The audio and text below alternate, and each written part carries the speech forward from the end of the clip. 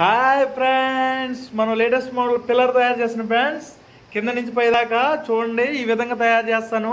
ఇవ్వండి, మనం yellow colour ఫ్రేమ్లు ఆల్రెడీ బ్లాక్ కలర్ ఫ్రేమ్లు ఎక్కించాను. తర్వాత ఎల్లో కలర్ ఫ్రేమ్లు ఈ విధంగా ఎక్కిస్తాను ఫ్రెండ్స్.